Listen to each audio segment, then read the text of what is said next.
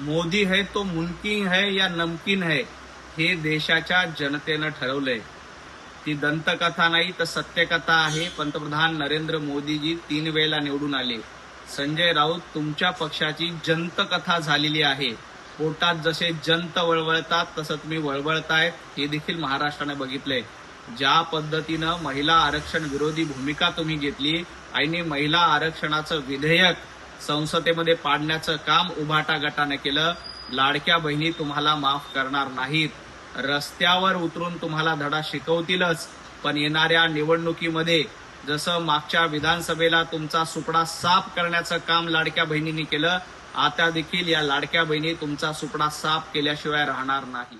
नारी शक्ती वंदन विधेयकाच्या निमित्तानं भारतीय जनता पार्टीमध्ये पंतप्रधान नरेंद्र मोदीजी विरुद्ध अमितभाई शहा असा संघर्ष असल्याचा हास्यास्पद दावा संजय राऊत करतायत. संजय राऊत, तुम्हाला इतकंच सांगायचंय, हा उभाटा गट नाही, ही भारतीय जनता पार्टी आहे. इथं देश प्रथम पक्ष प्रथम ही भूमिका असते.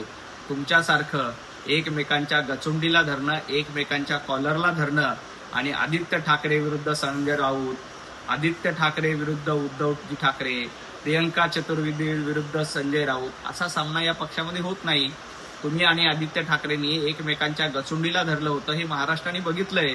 भारतीय जनता पार्टीत पंतप्रधान नरेंद्र मोदीजी, अमितभाई शहा यांचं नेतृत्व देशहित बघतं. कालचं विधेयक कुठल्या पक्षाच्या हिताचं नव्हतं तर महिलांच्या हिताचं होतं आणि दुर्दैवानं इंडिया आघाडी उभाटा गट यांनी त्याला विरोध केला आणि महिला विरोधात भूमिका घेतली. जरा आपल्या पक्षात काय चाललंय ते बघा आणि मग भाजपवर टीका करा.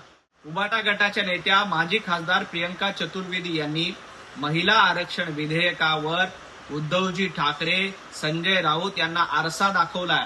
संजय राऊत देवेंद्रजींचं ट्विट बघण्याच्या ऐवजी काल प्रियंका चतुर्वेदीजी यांनी केलेलं ट्विट बघा, तुमचे डोळे उघडतील.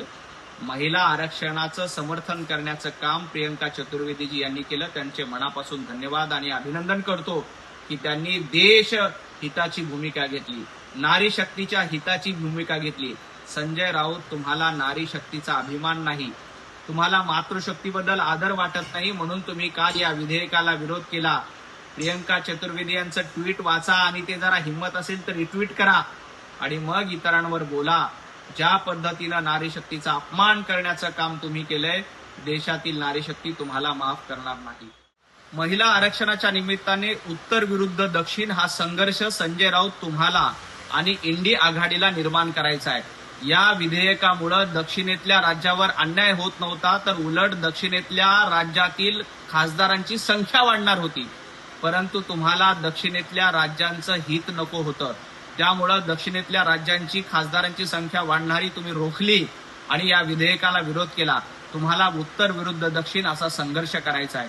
दक्षिणेतल्या राज्यावर अन्याय होईल हे तुम्हाला बघायचंय, त्यामुळंच अशा पद्धतीच्या विधेयकाला तुम्ही विरोध केलाय. परंतु लक्षात घ्या, नारी शक्ती आणि दक्षिणेतील राज्य तुम्हाला माफ करणार नाहीत. ज्या पद्धतीनं तुम्ही देशविरोधी भूमिका घेण्याचं काम केलंय, इंडिया आघाडीनं काम केलंय. अमृताजी फडणवीस यांनी ऍक्सिस बँकेमध्ये धर्मांतराचा प्रकार झाला होता असं सांगितलं नाही, तर सेक्शुअल हॅरेसमेंटचं प्रकरण झालं होतं आणि या प्रकरणामध्ये रीतसर चौकशी केल्याचं देखील सांगितलं.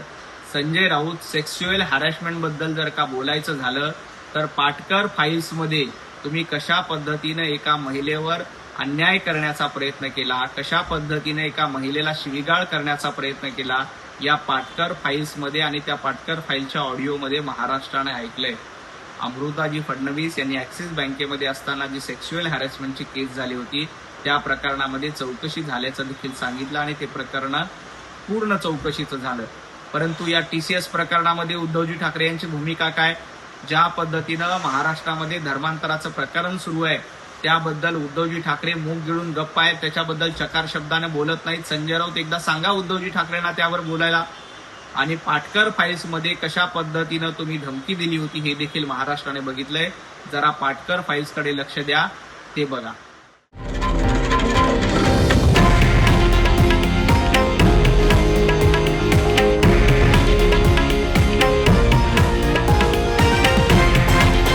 हे आहे देशातील नंबर 1 न्यूज नेटवर्क आणि आपण पाहत आहात TV9 मराठी, एकमेव.